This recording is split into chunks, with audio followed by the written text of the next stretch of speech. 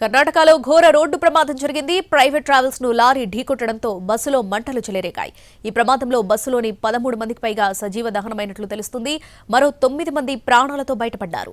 ప్రమాద సమయంలో బస్సులో 29 మంది ప్రయాణికులు ఉన్నట్లు సమాచారం. బెంగళూరు నుంచి గోకరం వెళ్తుండగా ఈ ప్రమాదం జరిగింది.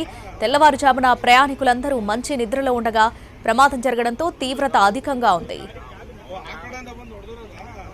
కర్ణాటకలో ఘోర రోడ్డు ప్రమాదం జరిగింది. ప్రైవేట్ ట్రావెల్స్ ను లారీ ఢీకొట్టడంతో బస్సులో మంటలు చెలరేగా. ఈ ప్రమాదంలో ఇప్పటివరకు 13 మంది మృతి చెందినట్టుగా తెలుస్తుంది. దీనికి సంబంధించి పూర్తి అప్డేట్స్ మా ప్రతినిధి కార్తిక్ ఫోన్లో అందిస్తారు. కార్తిక్, ఎన్ని గంటల ప్రాంతంలో ఈ ప్రమాదం జరిగింది? అసలు ఎంతమంది చనిపోయారు? డీటెయిల్స్ ఏంటి?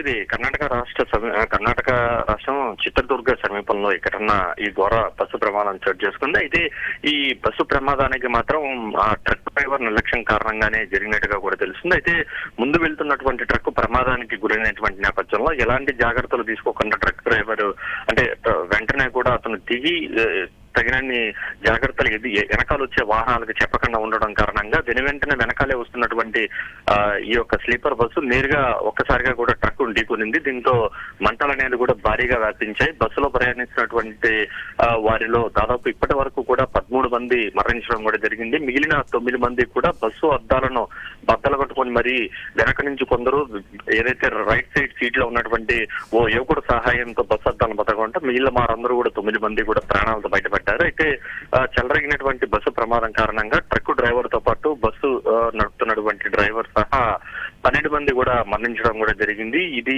బెంగళూరు నుంచి గోకర్ణకు వెళ్తున్నటువంటి బస్సు. తెల్లవారుజామున 12:30 గంటల ప్రాంతంలో కూడా ఈ ఘటన జరిగినట్టుగా కూడా ఏదైతే క్షేమంగా ప్రాణాలతో బయటపడినటువంటి ప్రయాణికులు చెప్తూ ఉన్నారు. గాయపడినటువంటి వారందరినీ కూడా సమీపంలో ఉన్నటువంటి చిత్రదుర్గ ప్రభుత్వ ఆసుపత్రితో పాటు సీరా ప్రభుత్వ ఆసుపత్రికి కూడా తరలించినటువంటి పరిస్థితి.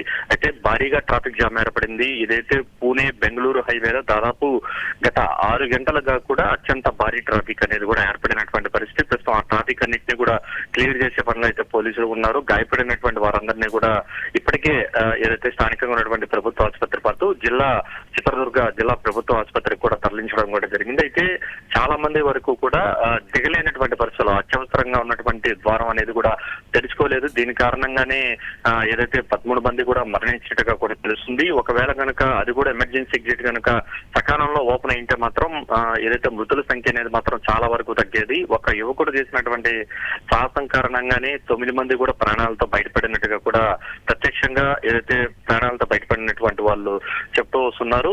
ఈ ఘటనకు ప్రధానంగా కూడా ట్రక్ డ్రైవర్ నిర్లక్ష్యం, ఏదైతే ప్రమాదం జరిగిన వెంటనే కూడా అతనికి చెప్పేటువంటి అవకాశం లేకపోవడంతో వెనకనే అత్యంత వేగంగా వస్తున్నటువంటి ఈ యొక్క ప్రైవేట్ స్లీపర్ బస్సు ఢీకొనడంతో ఒకసారిగా కూడా మంటలు చెలరేగాయి. ట్రక్ డ్రైవరు, బస్సు నడుపుతున్నటువంటి డ్రైవర్ తో పాటు మిగిలిన 11 మంది కూడా ఉన్న ప్రయాణికులు కూడా చనిపోవడం కూడా జరిగింది. మొత్తం బస్సులో 29 మంది ప్రయాణికులు ఉన్నట్టుగా కూడా తెలుస్తుంది. దాంతో పాటు బస్సు డ్రైవరు, క్లీనర్ కూడా ఉన్నారు. మొత్తం 31 మంది బస్సులో ఉన్నట్టుగా కూడా ప్రాథమికంగా పోలీసులు గుర్తించడం కూడా జరిగింది. కార్తిక్, అంటే మిగతా వారి ఆచూకీ ఏంటి? 9 మంది బయటపడ్డారు, 13 మంది చనిపోయారంటే మిగతా వారి పరిస్థితి ఏంటి? అసలు వాళ్ళు అంటే మిగతా వాళ్ళు ఎవరైతే మిగతా 9 మంది ఉన్నారో వాళ్ళందరికీ కూడా తీవ్రంగా గాయాలయ్యాయి. దానికి తోడు మంటలు ఒక్కసారిగా కూడా అధికంగా వ్యాపించినటువంటి నేపథ్యంలో అందరికీ కూడా ఆ మంటల వల్ల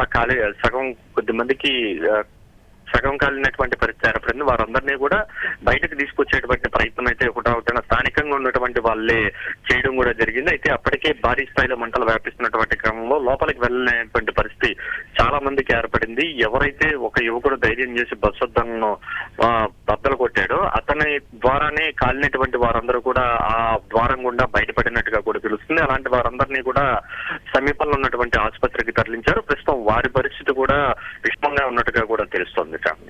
రెస్క్యూ కంప్లీట్ అయిందా కార్తిక్? అసలు మృతుల వివరాలు తెలిసాయా? అందరూ కూడా ఏదైతే గోకర్ణకు సంబంధించినటువంటి వాళ్ళుగా కూడా ప్రాథమికంగా గుర్తించారు. చాలా మంది బెంగళూరు నుంచి ఇటు వెళ్తున్నటువంటి వారు ఉన్నట్టుగా వస్తుంది. మొత్తం ప్యాసింజర్ లిస్ట్ అనేది కూడా ఇప్పటికే కూడా ఆ రవాణా శాఖ అధికారులు తెప్పించుకుని ఎవరెవరు ఎక్కడెక్కడి నుంచి ప్రయాణిస్తున్నారు అనేది కూడా తెలుసుకున్నారు. చనిపోయినటువంటి వారితో పాటు ప్రయాణిస్తున్న వారందరూ కూడా ఎక్కువగా గోకర్ణకు చెందినటువంటి వాళ్ళుగా కూడా ఏదైతే ప్రస్తుతానికి స్థానికంగా ఉన్నటువంటి పోలీసులు కూడా గుర్తించారు. అయితే మృతి చెందినటువంటి వారిలో కొద్దిమంది ఐడెంటిఫికేషన్ అనేది పూర్తిగా అసలు తెలియనటువంటి పరిస్థితి ఏర్పడింది. ఎందుకంటే పూర్తిగా సజీవ దహనం అయిపోయినటువంటి పరిస్థితి, మాంసపు ముద్దల్లా మారారు. వారందరినీ గుర్తించి వారిని ఎవరు ఎక్కడి నుంచి వచ్చారనేది మాత్రం తెలియనిటువంటి పరిస్థితి ఏర్పడింది.